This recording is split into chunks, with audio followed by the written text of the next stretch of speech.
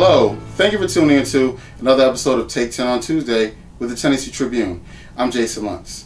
Today we want to have a serious discussion about a problem that is plaguing our community. Today we're actually going to talk about cigarettes. I actually have today with me Dr. Forrest Harris, President of American Baptist College, and registered nurse Jackie Harris, Director of Health and Wellness. And we're going to talk about the Truth Initiative and the things they're doing to help eliminate smoking on their campus. How are you doing today? Fine, how are you? Doing good. Great. Now, basically I just want to jump in. We know that we see people still smoking cigarettes. We have all this evidence of how horrible they are, but people still smoke. And I say in the African American community, a lot of people smoke. Yes. Mm-hmm. What is the steps that you're doing, or how is Truth Initiative helping you eliminate that on your campus? Well, the Truth Initiative has a objective to eradicate smoking on historically black college campuses. So they have a grant that they give to campuses to help them build programs, educate students about the dangers of smoking. Okay. So they do an orientation for each campus leader that receives a grant and educates them about all of the risks involved with smoking. So we went to orientation last February and did an orientation on the Truth Initiative and their efforts toward helping HBCUs become smoke-free. Now, do universities have more of the predominant majority students also have initiatives like this, or is this something that's new? Oh no, there are other organizations that have helped other campuses, majority campuses, to become smoke and tobacco free. Okay. I mean, you name them, Vanderbilt, MTSU, that's just Tennessee, but nationwide there have been efforts to make campuses smoke and tobacco free through other organizations. Okay. Mm-hmm. Now, Dr. Harris, what is the smoking policy on campus as of now? We have a smoking policy on our campus at American Baptist College as a smoke-free campus. Okay. We are each day trying to initiate the kind of education and discipline around that policy so that part of our educational goal for each student is to make them aware of the health disparities and the health risk of smoking. So a smoke-free campus is an effort to get them to understand that all of the things that they might do well in life can be cut short as a result of picking up the habit of smoking. Now, do you find that has a better effect, the disciplinary part of it or the actual information part of it? Both and education and discipline.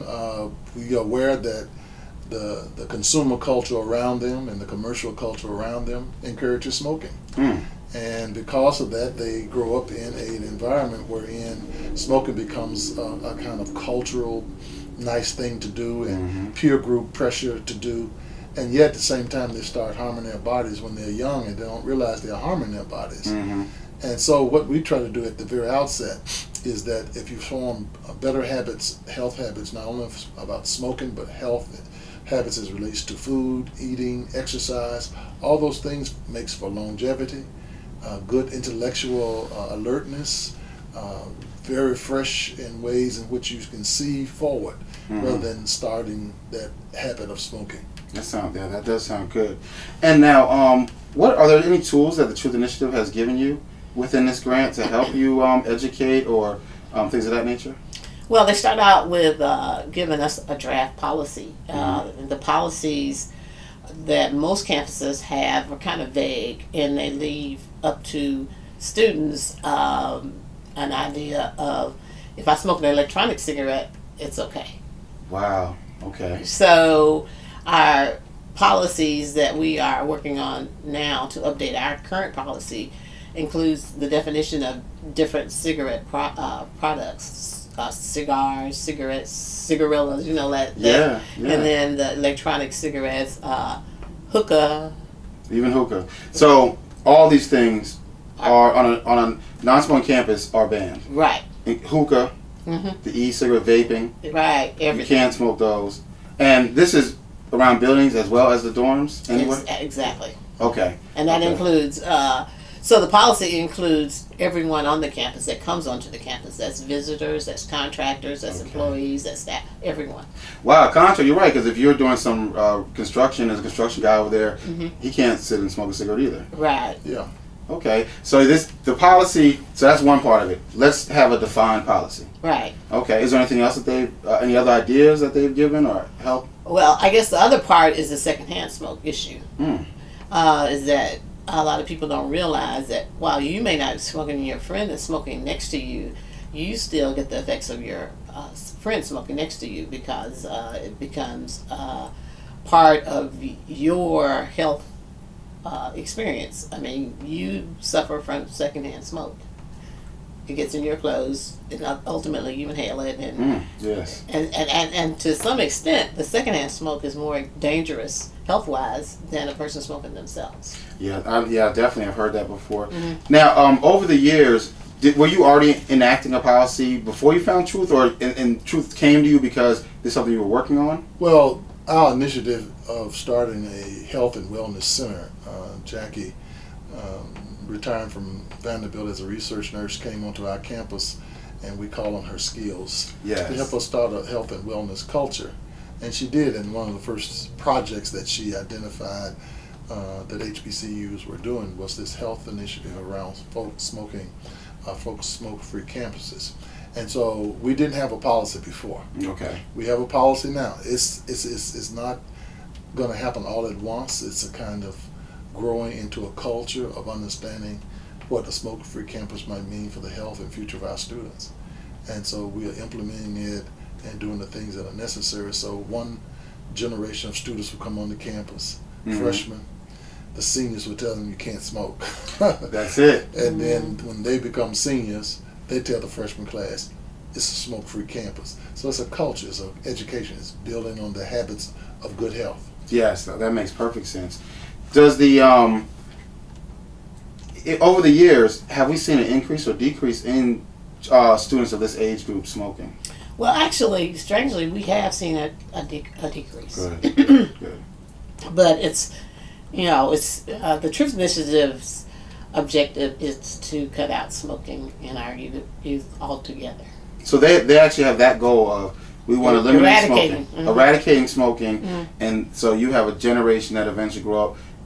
And basically, I think they'll look at cigarettes as some archaic thing that people did in the past. Because I even thought about when you watch movies up to a certain era, everybody was smoking. Right. But it looks like so old fashioned. You're like, what were they doing? So that's their goal. That's their goal. Eradicate it. Wow, that's pretty strong. Well, I mean, it can't happen. It's good. It's right? Because I remember as a nurse, I've been a nurse over 40 years, and at the beginning of my career, that was the thing. Smoking as a nurse was hip, was cool. Nurses smoked. Nurses smoked. You would go into the nurses' lounge, and it was smoke filled. Oh wow. Right. That's okay. So there was a time. Yeah, I remember. I do also remember like visiting my mother and father in their office when I was a kid. People would smoke in their offices. Right. Like right at their desk. Right. Right. Wow. So we have come a long way. Come a long way. But we still have a lot of work left to do. A lot of work to do. And before I let you go, we were talking about some cool ideas that you have coming up. If you could talk a little bit about that, some of the ideas that you will be doing with the Truth Initiative. Right.